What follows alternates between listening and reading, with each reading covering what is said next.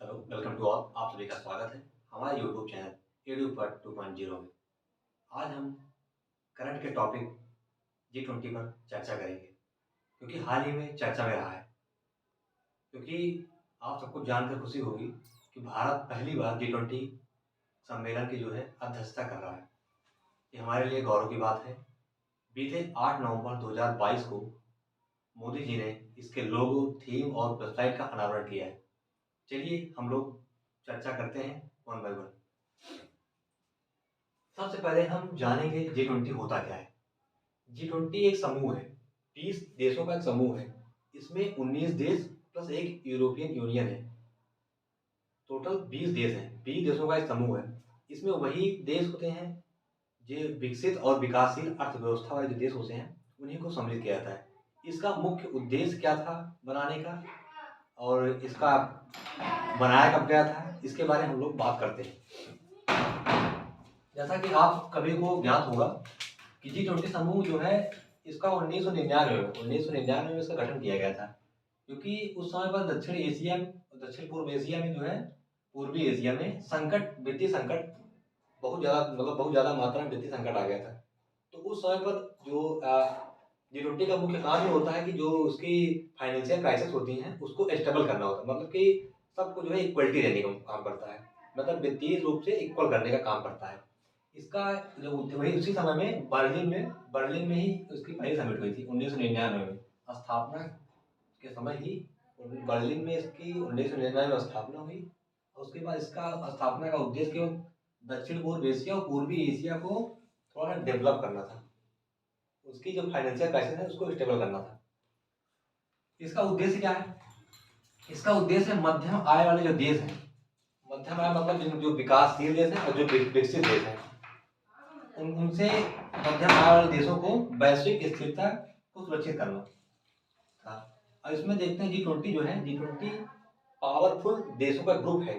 G20 में दुनिया की 60% आबादी जो है उसकी हिस्सेदारी है। G20 की जो हिस्सेदारी है 60% पूरी आबादी, जितनी आबादी वैश्विक स्तर जितनी आबादी है उसमें 60% हिस्सेदारी G20 का है। आप समझ लीजिए कितना बड़ा रोल है।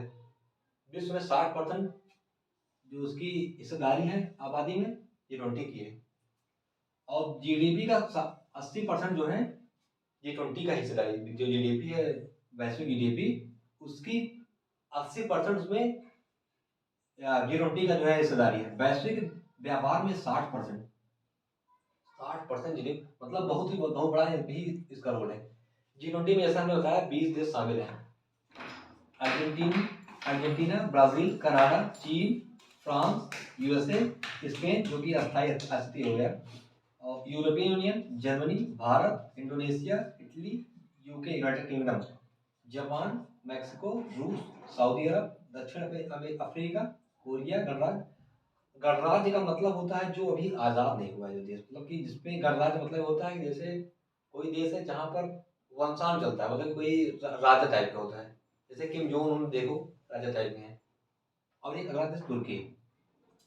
अच्छा, हम लोग इसमें जो अध्यक्षता होती है वो चक्रीय क्रम चलती है। मतलब जैसे मान लीजिए ए देश है, एक देश है, तो पहले ए अध्यक्षता करेगा, इसके बाद ए वाला करेगा, फिर ए करेगा। तो एक चक्रीय सर्किल चलता रहता है, मतलब कि पूरा कंप्लीट करेगा फिर वापस से, मतलब 20 देश है, पहला एक करेगा, 20 तक ऐसे करते जाएंगे लाइन से एक साल के लिए, तो वापस बैठ के आएगा फिर पहले पहला करेगा।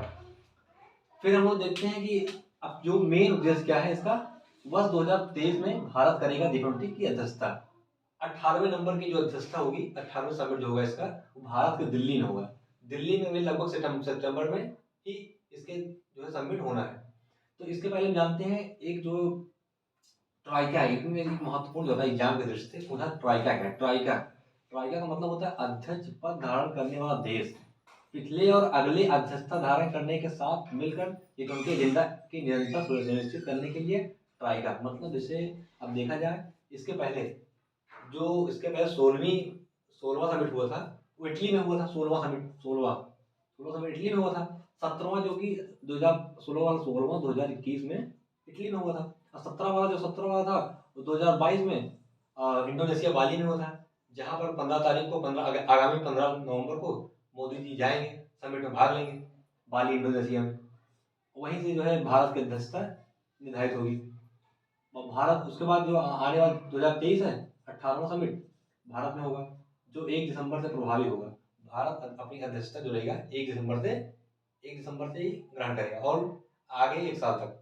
अच्छा, जो भारत अध्यक्षता करेगा 1 साल तक, उसमें उसने जो लक्ष्य बनाया अपना, लगभग 200 मीटिंगें अटेंड करेंगे इसमें। और उसके बाद 32 अलग-अलग सेक्टरों पर इसमें काम किया जाएगा। 32 अलग-अलग सेक्टर पर काम किया जाएगा 200 मीटिंगों के दौरान। अच्छा, वर्तमान अध्यक्ष पद जो है इंडोनेशिया है, जैसा आपको पता है 2022 में। एक चीज़ और बताएं आपको, G20 का कोई सचिवालय नहीं है, मतलब कोई मुख्यालय नहीं है जहाँ पर एक आदमी इकट्ठा होकर कोई काम करता हो। बस एक मंच है, एक फोरम है जिसपे 20 देश इकट्ठा होकर काम करते हैं। इसको रेगुलेट करने के लिए, जैसे G20 में रेगुलेटिंग के लिए प्रतिनिधि होता है, जैसे अब इंडिया में, अब भारत ने जो है 8 नवंबर को भी इसका लोगो और वेबसाइट जारी किया है। लोगो, वेबसाइट, थीम जो जिसका जारी किया है। तो पीएम मोदी ने अपना एक जो है शेरपा, जो यहाँ प्रतिनिधि के रूप में, क्योंकि भाई किसी देश का मान लो पीएम है, हर जगह पहुँच नहीं पाएगा, तो इसलिए उसके लिए हर उसके पास बहुत सारे काम हैं। तो बहुत सारे काम है, तो एक अपना प्रतिनिधि रखता है, जैसे उसको शेरपा कहते हैं। जो G20 का प्रतिनिधि होता है उसको शेरपा कहते हैं। जैसे अपने यहाँ आपकी बार 2023 के लिए भारत पहली बार कर रहा है अध्यक्षता की, तो 2023 की अध्यक्षता करने के लिए मोदी जी ने जो 18 नवंबर 2022 को एक शेरपा नियुक्त किया है। शेरपा के तौर पर किसको किया है? अमिताभ कांत को, जो नीति आयोग से जुड़े हुए थे, अमिताभ कांत जी, इनको ही शेरपा नियुक्त किया गया। अब ये देख करेंगे। अच्छा, 17वां जो G20 सम्मेलन इसी नवंबर में ही हुआ 2022 में। नवंबर की 15 नवंबर को होगा सम्मेलन इंडोनेशिया बाली में। अच्छा, प्राथमिकता क्या क्या दी गई थी इसमें? जो इंडोनेशिया में जो 15 नवंबर को सम्मेलन होगा, आगामी 15 नवंबर को, क्या क्या प्राथमिकता इसमें दिएगा? समावेशी, न्याय संगत और सतत विकास पर फोकस किया जाएगा। पर्यावरण के लिए जीवन शैली, महिला सशक्तिकरण पर बात की है, स्वास्थ्य, कृषि और शिक्षा से लेकर वाणिज्य तक के क्षेत्र में डिजिटलाइजेशन, सार्वजनिक अवसंरचना एवं तकनीकी सक्षम विकास, कौशल मानचित्रण, संस्कृति और पर्यटन, जलवायु, वित्त पोषण, चक्रीय अर्थव्यवस्था, वैश्विक खाद्य सुरक्षा, ऊर्जा सुरक्षा, ग्रीन हाइड्रोजन, आपदा जोखिम में कमी तथा अनुकूलन, विकासात्मक सहयोग, आर्थिक अपराध के विरुद्ध लड़ाई, बहुपक्षीय सुधार।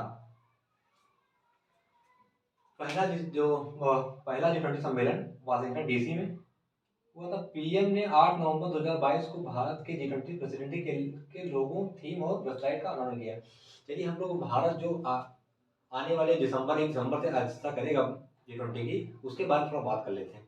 भारत इसके पहले कभी भी अध्यक्षता नहीं किया है। इसके पहले भारत कभी भी G20 का अध्यक्ष नहीं रहा है। फर्स्ट टाइम ऐसा हो रहा है कि भारत जो है G20 की अध्यक्षता कर रहा है। इसमें 8 नवंबर 2022 को जो लोगो, थीम का अनावरण हुआ है, उसमें मोदी जी ने जो है बनाया है लोगो, जो होगा उसका लोगो ऐसे टाइप का है। लोगो जैसे एक ऐसे क्या बोलते हैं, G20 करके, और एक अर्थ का जो गोला और नीचे लोटस कमल का फूल नीचे लगाया गया है। तो लोगों ने विवाद किया कि इस पे जो है लोटस जो कमल है वो बीजेपी का साइन है, तो मोदी जी अपना प्रचार कर रहे हैं। लेकिन उन्होंने जो क्लैरिफिकेशन दिया है कि जो ये होता है, क्या कहते हैं, कमल का फूल सिंबल ऑफ होप होता है, मतलब कि आशा का प्रतीक होता है। जैसा कि आप देख रहे हैं लगातार कोरोना वायरस, बहुत सारी क्राइसिस में भारत स्टेबल रहा है। इसके लिए उन्होंने लिखा है कि जो बताया कि जो ये लोगो होगा इस क्राइसिस का एक, मतलब कि जो क्राइसिस को टोटली डिसेबल करने में जो हम लोग सक्षम रहे हैं, इतना इतना पेंडेमिक आने के बाद भी हम लोग सक्षम रहे हैं, उसका एक आशा का प्रतीक है। कमल में 7 पंखुड़ियां होती हैं। उन्होंने बताया कि कमल में 7 पंखुड़ियां होती हैं। जो सातों पंखुड़ियां हैं वो सात स्वरों को व्यक्त करती हैं, और 7 पंखुड़ियां 7 स्वरों को व्यक्त करती हैं। उसके बाद उन्होंने बताया कि जो उन्होंने लोगो दिया है, one earth one family one future, one earth one family one future, वसुधैव कुटुंबकम की बात की है इसके माध्यम से। जैसा कि हमने आपको पूरा G20 के बारे में बता दिया है लगभग, इतनी सारी बातें थी। वीडियो देखने के लिए बहुत बहुत धन्यवाद।